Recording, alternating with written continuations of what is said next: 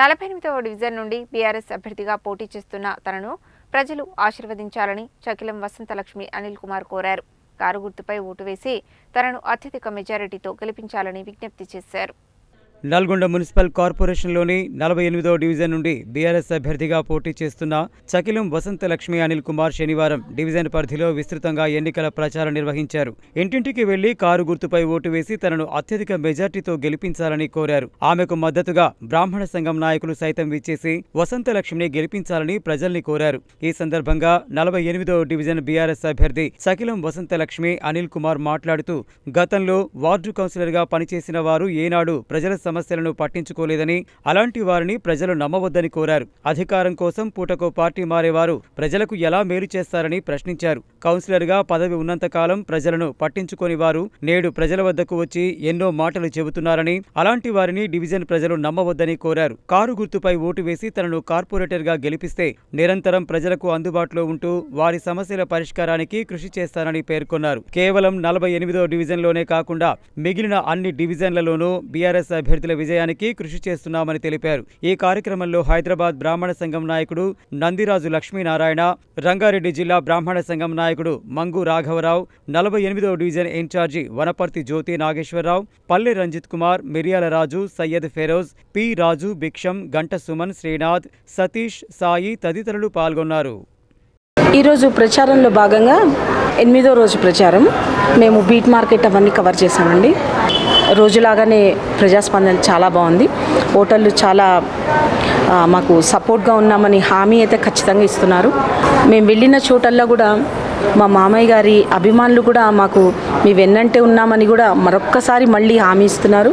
ఇదే కాకుండా బీఆర్ఎస్ కార్యకర్తలు వీళ్ళందరూ కూడా, బీఆర్ఎస్ అభిమానులు వీళ్ళందరూ మేము కేసీఆర్ గారి వెంటనే ఉన్నామమ్మా, కేసీఆర్ గారి కారు గుర్తుకే ఓటేస్తాము అని మాకు ఖచ్చితమైన హామీ ఇస్తున్నారండి.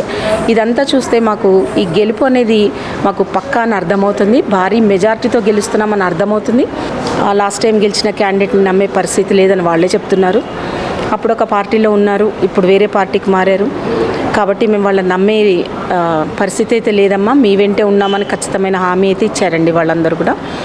సో మాకు ఇదొక్క వార్డు గెలవడం మాత్రమే కాదండి, మాకు మిగిలిన 47 వార్డుల మెజారిటీ కూడా చాలా ముఖ్యం. మేము వెళ్ళిన ప్రతి చోట కూడా అందరిని అదే రిక్వెస్ట్ చేస్తున్నాం. ఈ ఒక్క వార్డు మాత్రమే కాదు, మీరు మిగిలిన 47 వార్డుల్లో ఉన్న బీఆర్ఎస్ క్యాండిడేట్లని ఖచ్చితంగా గెలిపించండి, కారుకి సపోర్ట్ చేయండి అని వాళ్ళందరూ ఖచ్చితంగా మేము సపోర్ట్ చేస్తాం.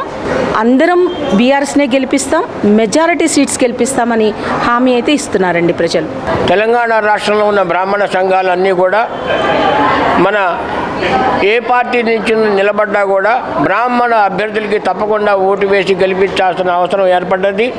వివిధ వర్గాల వారు కూడా వారి వర్గాల అభ్యర్థులకి ఏ విధంగా ఓట్లు వేసుకుంటున్నారో బ్రాహ్మణులు కూడా అందరికీ ఓటు వేసి మన అభ్యర్థులకి ఏ పార్టీ నుంచి నిలబడ్డా కూడా దాంట్లో పార్టీల పరంగా కాకుండా వ్యక్తిపరంగా అభ్యర్థుల పరంగా అందరూ ఓటు వేసి గెలిపించాల్సిన అవసరం ఏర్పడ్డది. దయచేసి అందరూ కూడా దీంట్లో ఎటువంటి అభిప్రాయ భేదాలు లేకుండా అందరూ కలిసి మన బ్రాహ్మణ అభ్యర్థుల్ని ప్రతి చోట గెలిపించాల్సిందిగా మేము కోరుతున్నాము. ఏదైతే వసంతలక్ష్మి గారి కుటుంబం, అనిల్ కుమార్ గారి కుటుంబం, వాళ్ళ మామగారైన చకిలం శ్రీనివాసరావు గారి ఏ విధంగా ఒకప్పుడు ఈ నల్గొండ అంటే శ్రీనివాసరావు గారి అనే విధంగా రాజకీయ ఒక దురంధరుడుగా రాజకీయాలని శాసించే స్థాయిలో ఉన్న ఈ బ్రాహ్మణ కుటుంబాలు ఈరోజు రోజుకు బ్రాహ్మణుల సంఖ్య శాసనసభలో కానీ ఎటువంటి రాజకీయ ప్రస్థానంలో తగ్గిపోతున్న ఈ రోజుల్లో తిరిగి బ్రాహ్మణ సమాజానికి పునర్వైభవం తేవాలని బ్రాహ్మణ కుటుంబాలందరూ తప్పనిసరిగా మమేకమై ఇంటింటికి ఇది మన తప్పనిసరిగా మన బ్రాహ్మణ అభ్యర్థి గెలిపించుకోవాలని ఒక ధ్యేయంతో పనిచేయాలని కోరుకుంటూ మాకు సంఘీభావం తెలపడానికి హైదరాబాద్ నుంచి బ్రాహ్మణ సంఘం వాళ్ళు, వివిధ సంఘాల నుంచి బ్రాహ్మణ సంఘం వాళ్ళు వచ్చారండి హైదరాబాద్ నుంచి. వాళ్ళందరికీ మా కృతజ్ఞతలు.